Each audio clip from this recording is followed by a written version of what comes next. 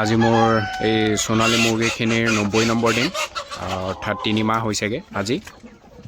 আৰু এতিয়া বৰ্তমান আবেলিৰ সময় হৈছে আৰু এতিয়া ফিনিচাৰ দানা দি দিয়া গৈছে মুৰ্গীখিনি আৰু লগতে পানী।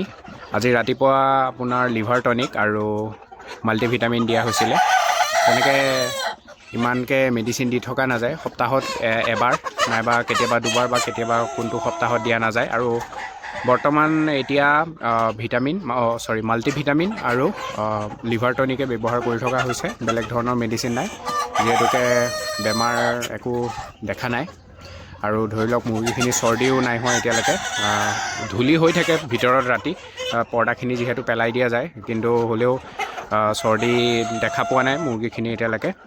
আৰু মুৰ্গীৰ ওজনৰ কথা ক'ব গ'লে বৰ্তমানলৈকে মই 4 দিনৰ আগত 2টা মুৰ্গী বিক্ৰী কৰিছিলোঁ। সেই দুটা মানে প্ৰত্যেকটো বেটছত থাকে অলপমান এক্সট্ৰাই ডাঙৰ ডাঙৰ, মানে ধৰি লওক আপোনাৰ বাকীখিনিতকৈ অলপমান বেছি ডাঙৰ হয়। সেনেকুৱা 2টা মুৰ্গী ধৰিছিলোঁ আৰু 2টা মিলাই পেলাই আপোনাৰ 3 কেজি 400, অৰ্থাৎ 1 কেজি 700 গ্ৰামকৈ হৈছিলে এটা মুৰ্গীত। সেইকেইটা অকণ এক্সট্ৰাই ডাঙৰ ডাঙৰ আছিলে, মানে প্ৰত্যেকটো বেটছত চবৰে থাকেই সেনেকুৱা কেইটামান মুৰ্গী যিটো বাকীখিনিতকৈ ডাঙৰ হয়, সেনেকুৱা চাইজৰ মুৰ্গী। আৰু বাকী যদি নৰ্মেল কথা ক'বলৈ যাওঁ, নৰ্মেল আপোনাৰ মতা মুৰ্গীখিনি 1.5 কেজি পাইছেগৈ, 1.5 কেজি ওচৰা ওচৰি আছে, বা কিছুমান 2-এটা বেছিও আছে বা 2-এটা কমো আছে, সেইকাৰণে এভাৰেজ 1.5 কেজি বুলি কৈছোঁ। আৰু মাইকী মুৰ্গীখিনি আপোনাৰ 1 কেজি ওচৰা ওচৰি আছে এভাৰেজ।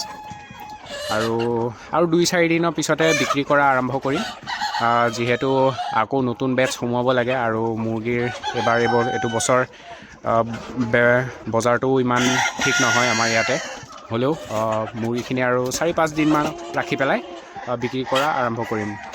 আৰু আজি ভিডিঅ'টো ইমানখিনিতে সামৰণি মাৰিছোঁ। ধন্যবাদ।